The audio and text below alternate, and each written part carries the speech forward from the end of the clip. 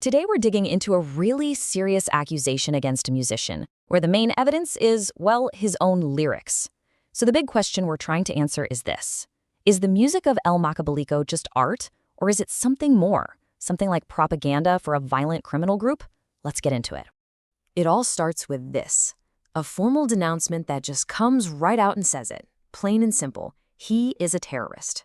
There's no mincing words here. The accusation is about as serious as it gets.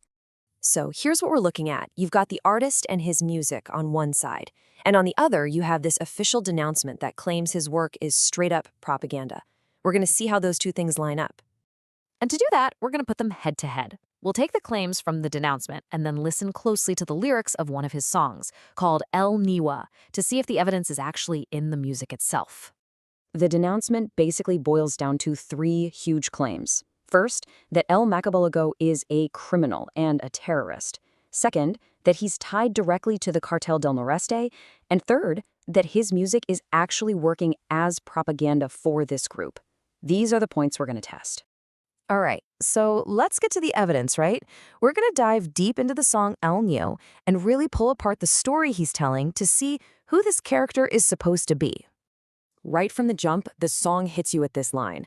The narrator doesn't beat around the bush. He tells you exactly who he is. He started out as a sicario in San Luis Potosí. This isn't some deep metaphor, it's a job title. And just so we're all on the same page, a sicario is a hitman, an assassin. It's a term used all the time for killers working for drug cartels. So from the very first line, this guy is telling us he's a professional hitman.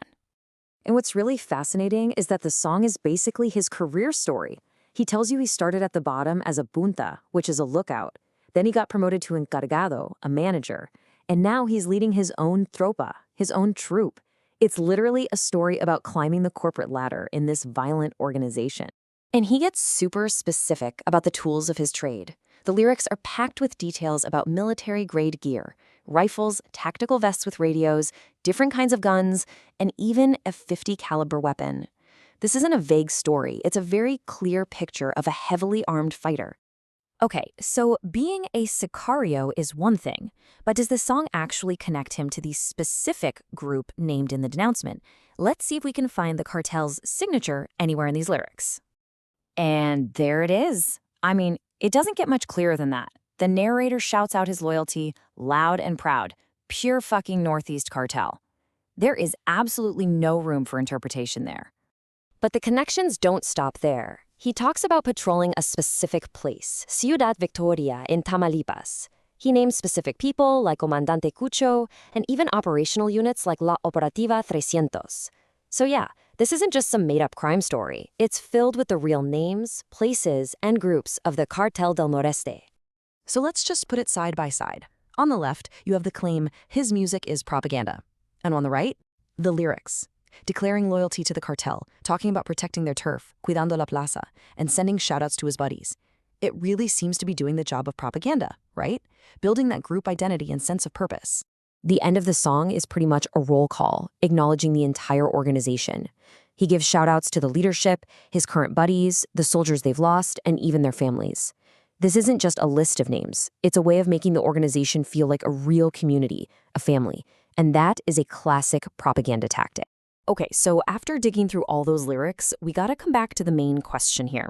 What is going on when a song is clearly more than just a song, when it's also a message? You know, when you look at it all, the song El Niño does way more than just tell a story.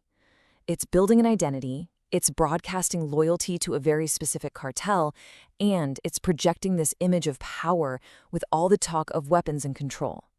It lines up almost perfectly with what the denouncement is claiming. And that brings us to the chorus, which just kind of nails it all down. That's the attitude, I am the new. That line is more than a hook. It's a motto. It's selling a specific attitude, one of violence and loyalty and pride, and tying it to this identity of being the new. It feels like an instruction manual as much as a song title. So we have to end here. The evidence inside the lyrics makes a really strong case that this song is being used as a tool for the Cartel Del Noreste. It's promoting their brand, reinforcing their structure, and making what they do seem glorious. And that leaves us with a pretty tough question to think about. In a situation like this, where exactly does art end and a weapon begin.